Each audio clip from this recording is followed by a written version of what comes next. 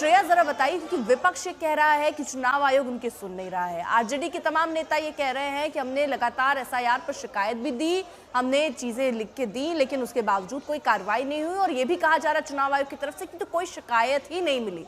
क्या विपक्ष ने अपनी सारी चीजें, अपने हलफनामे, अपनी शिकायतों को मीडिया के सामने भी जाहिर किया है, बताया है कि देखिए हमने इतनी शिकायतें की और चुनाव आयोग ने सुना नहीं?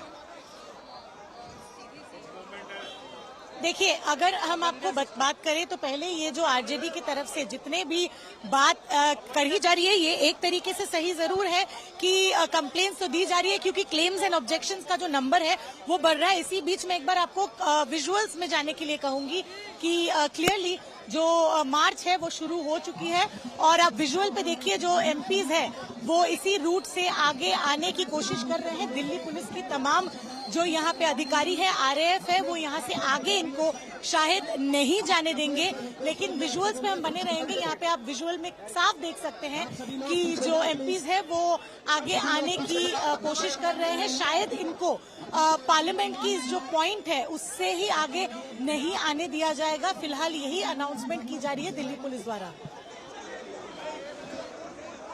इस बीच आपको सुनवा देते हैं कि रविशंकर प्रसाद से बातचीत में उन्होंने क्या कुछ कहा।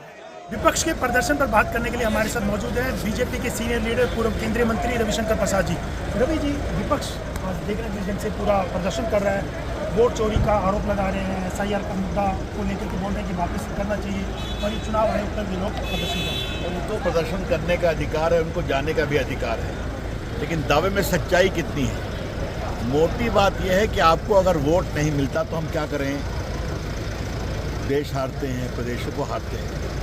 और अब तो आयोग ने स्वयं स्पष्ट कर दिया है कोई भी डाउनलोड कर सकता है वोटर लिस्ट को, सब कुछ को। तो मैं दो बातें बड़ी गंभीरता से उठाना चाहता हूँ। याद करिए, पेगासस हुआ था तो आपने फ़ोन का डिटेल नहीं दिया सुप्रीम कोर्ट। राफेल हुआ तो आप कोई सबूत नहीं दी। अब आपसे इलेक्शन में सबूत पर सबूत मांग रहे हैं, आप देते नहीं हैं। ऐसे कैसे चलता है भाई?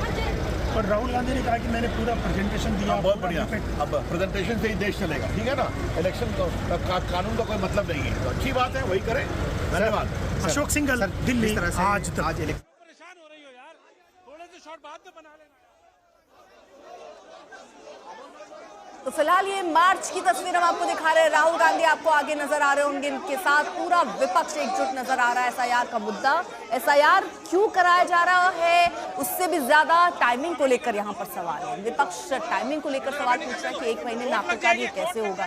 और ऐसे में अगर केवल बिहार का उदाहरण देख लीजिए, जहां पर एसआईआर इस वक्त चल रहा है, वहां पर ही कई त्रुटियां सामने आ जा रही हैं। डिप्टी सीएम विजय सिन्हा के 2 वोटर आईडी कार्ड सामने आए, जिसको लेकर अब बार बार सवाल उठ रहा है कि पारदर्शिता जो कहा जा रहा है चुनाव आयोग की तरफ से, आखिरकार वो पारदर्शिता क्या है? इसी को लेकर सवाल विपक्ष लगातार उठा रहा है और प्रदर्शन कर रहा है। श्रेया भी हमारे साथ, हमारे सहयोगी लगातार मौजूद है। श्रेया, आप अगर तस्वीरें वहां पर दिखा पाए, किस तरह के इंतजाम, क्योंकि इजाजत ली नहीं गई थी और ऐसे में विपक्ष ये भी कह रहा है कि हम इजाजत क्यों लें? ये क्यों? क्योंकि जो तरीका है आप उसी तरीके से ही तो मार्च निकालेंगे।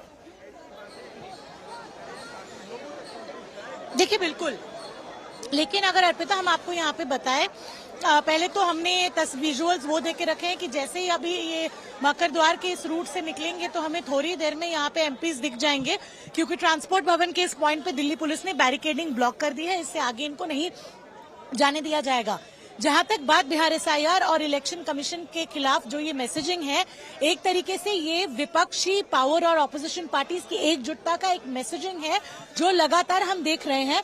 और इसीलिए आज इस मार्च का कॉल दिया गया था। दिल्ली पुलिस को कोई भी परमिशन नहीं मांगी गई है, ये दिल्ली पुलिस के सूत्रों ने आज तक को कंफर्म किया है। इसके बावजूद जो एमपीज है उनका साफ कहना है कि वो मार्च करेंगे, क्योंकि उनको कोई परमिशन की जरूरत नहीं है।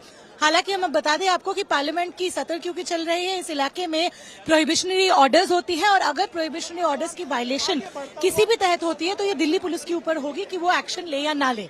लेकिन यहाँ पे आरएएफ से लेके पैरामिलिट्री फोर्स से लेके बैरिकेडिंग, राइट कंट्रोल व्हीकल, सारी डिप्लॉयमेंट्स कर दी गई है। किसी भी तरीके से जो यहाँ ट्रांसपोर्ट भवन का इस पॉइंट है, यहाँ से आगे नहीं जाने दिया जाएगा। इनका जो रूट है वो ट्रांसपोर्ट भवन से बाएं लेके इलेक्शन कमीशन तक का 2 किलोमीटर तक का रास्ता है, लेकिन क्लियरली इस पॉइंट से आगे उनको आगे जाने नहीं दिया जाएगा।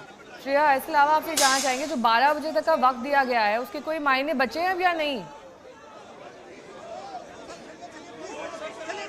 देखिए, ये भी एक सवाल है जो ऑपोजिशन एमपीज को भी देना पड़ेगा, क्योंकि इलेक्शन कमीशन ने साफ कह दिया है कि 30 एमपीज आ सकते हैं बेशक, और उनसे मुलाकात करके जितने भी कंप्लेंट्स है वो दे सकते हैं। लेकिन हमने पार्लियामेंट के अंदर से कई ऐसे आवाज सुने जहां पे एसपी समाजवादी पार्टी के भी कई एमपीज ने कहा है कि हमारे पास इतने एफिडेविट्स है जो हम लगातार इलेक्शन कमीशन को देते आ रहे हैं, उन्होंने कोई कार्रवाई नहीं की, इसीलिए हम लोगों को आज सड़कों पे उतरना पड़ रहा है, प्रदर्शन करना पड़ रहा है। दूसरी तरफ कांग्रेस की बात करें, क्योंकि ये कांग्रेस की ही एक तरीके से कैंपेन है, वोट चोरी के नाम पे उन्होंने एक वेबसाइट भी जारी कर दिया गया है, तो ये एक मैसेजिंग किसी भी हालात में शायद ऑपोजिशन छोड़ना नहीं चाह रही है। लगातार ये आरोप हम देख रहे हैं कि राहुल गांधी इलेक्शन कमीशन के खिलाफ कर रहे हैं। तमाम जो सीईओज है, हरियाणा से लेके महाराष्ट्र से लेके कर्नाटका से लेके सारे सीईओज कह रहे हैं कि आप हमें प्रमाण दीजिए, ओथ पे आइए। दूसरी तरफ कांग्रेस का कहना है कि जिस रूल का आप इस्तेमाल कर रहे हैं उसी रूल के तहत 30 दिन के अंदर